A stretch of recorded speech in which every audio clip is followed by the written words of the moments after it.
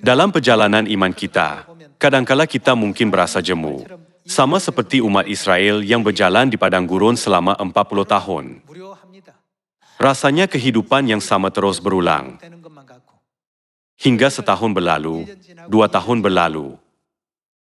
Tuhan berkata, berpegang teguh pada kebenaran hingga akhir, hingga aku datang. Mesti ada sebab untuk mengatakan ini, bukan? Mari kita buka buku Wahyu bab 3. Bab 3 ayat 10. Karena engkau menuruti firman-Ku, untuk tekun menantikan aku, maka aku pun akan melindungi engkau dari hari pencobaan yang akan datang atas seluruh dunia, untuk mencobai mereka yang diam di bumi. Aku datang segera. Peganglah apa?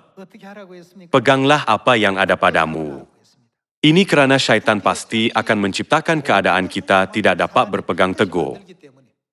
Peganglah apa yang ada padamu, supaya tidak seorang pun mengambil mahkotamu. Jika mereka bertahan hanya sehari lagi atau 2 hari lagi atau sebulan lagi, mereka mungkin mengambil bahagian dalam kemuliaan itu.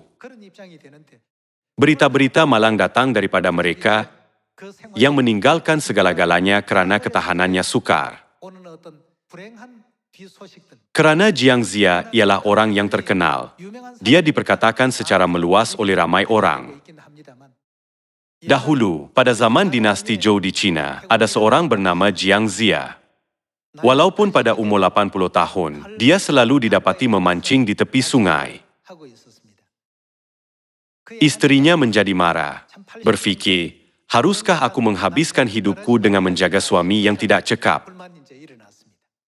Dia sentiasa pergi ke sungai untuk memancing, tidak pernah mempertimbangkan kedudukan yang berkuasa. Jika suami berumur 80 tahun, istri tidak akan muda juga. Pada umur itu, dia meninggalkan suaminya dan keluar dari rumah. Pada masa itu, Raja dinasti Shang terlibat dalam kezaliman yang teruk. Jadi Raja Wen dari Zhou berfikir, ini ialah peluang untuk menyerang dan menakluki dinasti Shang, dan mula mengambil orang yang berbakat. Oleh itu, selepas menjalani penyucian selama 3 hari, dia pergi menemui Jiang Zia. Apabila tiba, dia mendapati bahawa Jiang Zia bukanlah orang biasa seperti kabar angin yang dia dengar.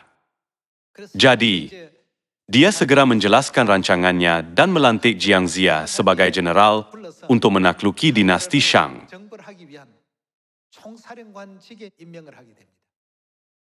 Jiang Zia memikirkan pelbagai strategi perang yang telah dipelajarinya sepanjang 80 tahun. Mengetuai seluruh tentera dengan baik dan akhirnya berjaya menakluki dinasti Shang. Selepas perang berakhir, Raja Wu berfikir, bagaimanakah aku dapat menubuhkan sistem pentadbiran di negara ini untuk menguasai tanah yang luas ini dengan berkesan? Oleh itu, dia memutuskan untuk membahagikan negara, memberi setiap orang sebuah tanah masing-masing, sehingga terbentuklah negara-negara jajahan, supaya para penguasa dapat menjaga negara itu. Sistem pentadbiran ini ditubuhkan untuk bertahan terhadap musuh dan pencerobohan asing. Raja Wu berfikir, siapakah yang memberikan sumbangan terbesar dalam penaklukan dinasti Shang?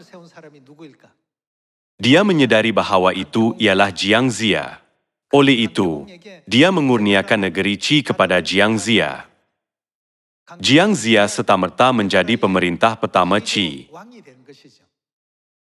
Lalu ramai orang menemaninya dalam perjalanan ke negeri Qi.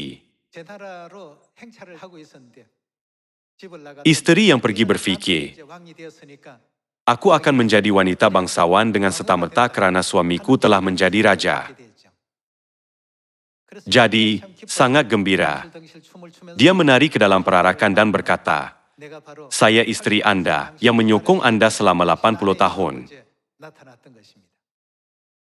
Ia permintaan untuk dilayani sebagai istrinya.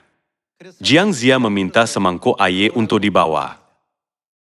Tiba-tiba, Jiang Zia menuangkan air ke tanah dan meninggalkan kata-kata ini.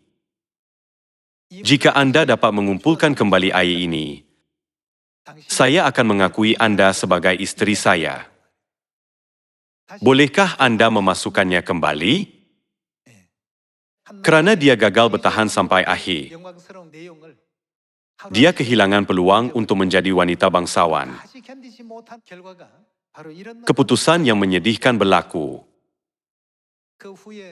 Selepas itu, sebagai Raja Qi, Jiang Zia memerlukan pengganti untuk menguatkan kekuasaan diraja. Jadi dia mengambil isteri baru, memakmurkan negerinya, yang kemudian menjadi salah satu negara jajahan yang paling kuat. Sama juga dengan iman kita, orang yang bertahan hingga akhir akan diselamatkan. Berkat Tuhan diberikan kepada orang yang bertahan hingga akhir. Ada banyak ajaran dalam Alkitab mengenai ini. Janganlah kita kehilangan iman, tidak kira apakah kesukaran yang kita hadapi. Berharap bahawa kita akan sentiasa berusaha untuk tidak berputus asa terhadap kerajaan syurga dalam apa jua situasi. Saya tamatkan khutbah. Sekian, terima kasih.